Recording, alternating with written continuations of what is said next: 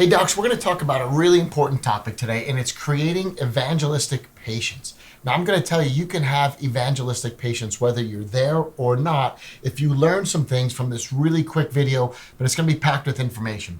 The other misconception is the fact that busy docs really make the best parents. Okay, busy doctors, busy chiropractors make great parents. And I'll explain what that means in a minute, but it revolves around the fact that you have more resources to take care of your family. So the busier you get shouldn't mean the more you work, it means the more freedoms you have. So creating an evangelistic patient also means that you'll get busier in your practice. And I'm going to tell you by the end of this video, I'll have you convinced that you too can be a better parent as your practice gets busier. But let's jump right into it. Number one, I know there's some pitfalls in chiropractic, and so many docs hate the hard sales at the reported findings. And I'm with you. The last thing I want to do is push and grind on someone, and then they wind up leaving you, negative reviews on social media. You don't want that, and there's ways around it. Number two, I would tell you the best care chiropractors give is in a vitalistic model. And I know that from experience, and that pain-based care is a lot more work. You adjust them, and then you sit up and say, how do you feel? How did that go? And the feeling is you've got to do more each visit to make them quote unquote feel better. And in essence, you're taking responsibility for their health, how they feel. And I think we're selling chiropractic short in a pain-based model. So I want to teach you to run a vitalistic model. And the third thing is mechanism versus vitalism. There's a way to have people under chiropractic care because they choose it for the rest of their life. And if you look at the research and the science that's coming out on neoplasticity of the brain and the work of Heidi Hovick, it supports moving away from these concepts and into vitalistic. But I'm going to give you some things that will actually drive that as a process and procedure. So again, the busy docs really become the best parents. Number one is we have to establish whatever reason they are there in your office, that it is a chronic problem. Now you can't put something there that isn't there, but I'm going to give you gold right here. The gold is that you have to ask the question for whatever the health concern that they come in with is, when was the first time ever you had this problem? In other words, I want to wind the clock back and make this as chronic as possible. So if somebody says I had headaches and they started 3 days ago, well, when was the first time you ever had a headache? And they go, oh, well, geez, those started years ago. I just took a acute problem and made it chronic with one value-added question. So use that today, docs. Please use that in your day one. When was the first time ever for whatever kind of health problem they're coming in with? Now, I gave the example of headaches, but let me be totally clear. We run a volume practice, and it's in a vitalistic model, but it's also high quality. I take care of a number of professional and Olympic athletes, and it isn't always about pain that they come in. It is performance-based. So the number of pro athletes and Olympic athletes we have coming in, it's all about value and about what we can do to enhance their nervous system. It's not just about pain. So number one is I want to drive the chronic issues as much as I can, and it's all about asking the good questions. When you ask quality questions, you will have a quality practice. Please make note of that. The quality of your questions on your day one will equal the quality of your practice. It just gets that easy. Point number two is you always have to know what is their feeling. And I think I spelled visceral wrong, but we're not going to be spell checking today. The idea is, what is the feeling? Okay? The feeling is what goes on in here. It's the heart factor, okay? So the visceral emotional component is how people make decisions. The visceral emotional component is so elusive, I can't even spell it right. The idea is, how do they feel when they have their health problem? It's a really important component to getting a yes on your reported findings. So you have to understand how they feel as it's associated to their health problem. And I'll tell you, this is how you create an evangelistic patient, because whether you deliver the care or not, they are tied into this. This visceral emotional component is the heart factor. When you drive the heart factor really high, essentially what you do is you create buyers, okay? You create buyers of the outcome, not necessarily of you. So in other words, if we can create buyers of the outcome based on the heart factor, then you don't even need to be there to deliver the care. And as you get more patients who are heart-centered, value-focused on what it is that they're there for, we have procedures that we teach. That's something called elements of closing, where you can actually step out of your office and you can work on being a better parent because you have a full practice. I'll say that again. You can be a better parent because you have a full practice, not in spite of your full practice. You see, they go hand in hand. When we teach you to fill up your office, you have more resources. And where I'm really driving this is all of these things right here equate to value. But it's always value in the context of the patient.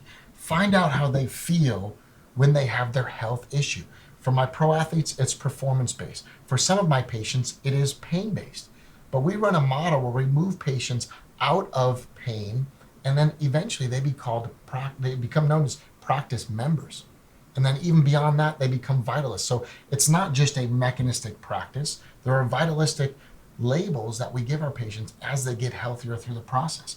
They're never pain-based. Everybody is on a plan. Okay, when it is plan-based, it's easier for you as the doc. They agree to the number of visits in advance, and then this is also why you can work on being a better parent in the model I teach at Elements of Closing, because they're committed to a plan based on how they feel about their health. And you'll never have to hard sell or grind people, because when you create buyers, it's always for their reasons.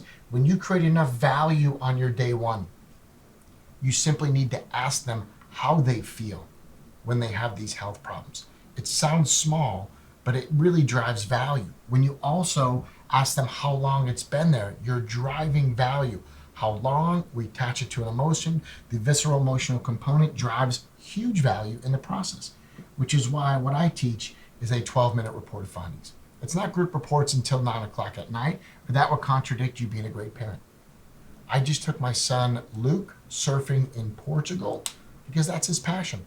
We will take 8 weeks as a family for vacation and holiday time every year. And quite honestly, last year we took 11 weeks because for 5 consecutive weeks, we took our children to India on a giving trip.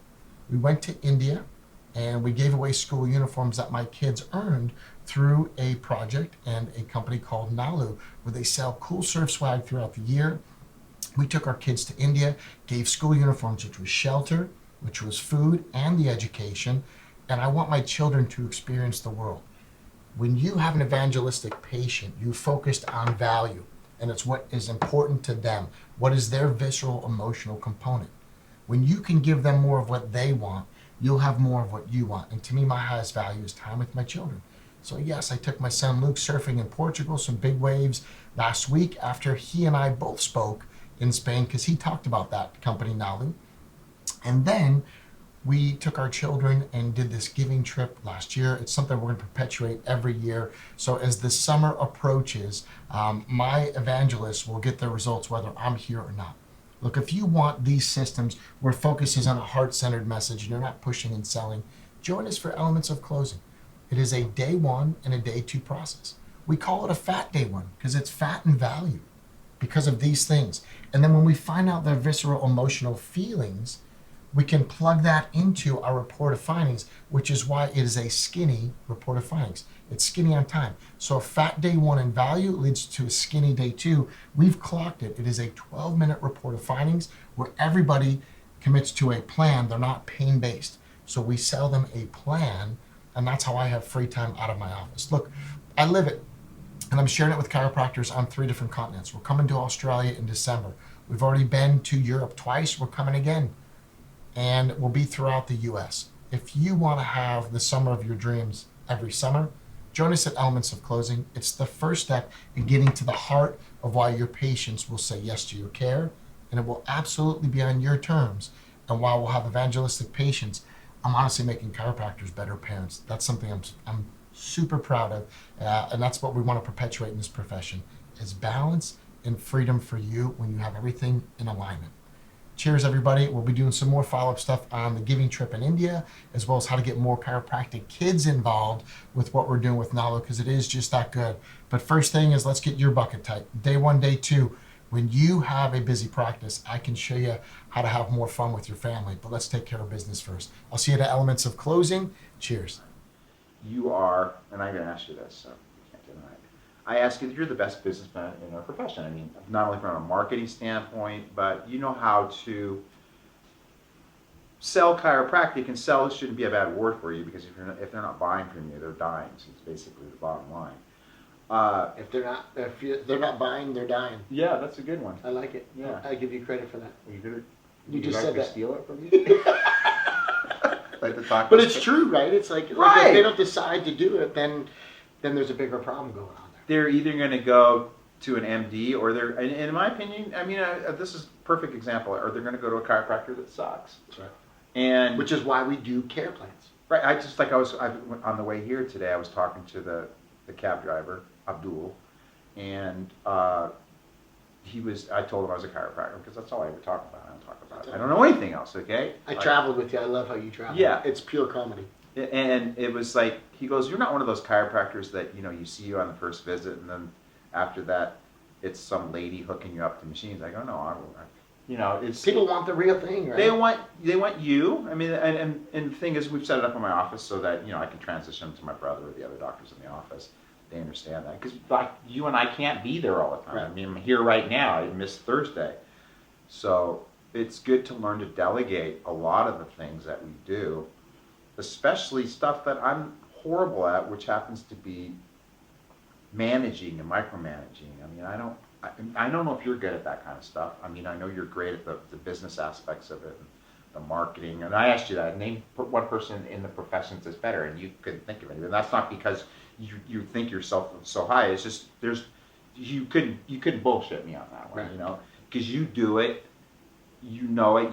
You've studied it. I mean, you've studied that aspect of the practice and management and business more than anybody in our profession, and you've tapped into the bigger minds, the Cialdini's, the Brian Tracy's, the Anthony Robbins, those people that really understand the psychology. And then we make it into a procedure. Right. So it's a consumable sequence. So the philosophy is one thing, but then the procedures have to get people closer to the yes. Yeah, if they're not buying, they're dying. Years ago, when we were teaching a day 1, day 2 process called chiropractic nuts and bolts, and you coined. Let me just say one other thing before you go to that. Yeah. Because I wanted to say that what I really liked about today was you took everything that we used to do and you put it down, and you made it smaller and time compressed, because a lot of times people will teach you shit and they don't see a lot of people, and it doesn't work in that situation. And like your 12-minute ROF and what you did for the consultation today took all the other fluff and crap that I had almost innately gotten rid of anyways. Right. And because when you're busy, you don't have time for fluff, and you don't have time to do everything. Sure. And that's what I really appreciate about today. Right on. I think less is more. Right. And if you can package it tighter, faster, leaner, and get the same results or better, that's what Elements of Closing is all about. And that's why it's fun having you here for the day 1, day 2, because honestly, when you can make it smaller and not draw it out, they're more likely to say yes. Right. When you add words to the cycle, you create confused people. Confused people don't buy.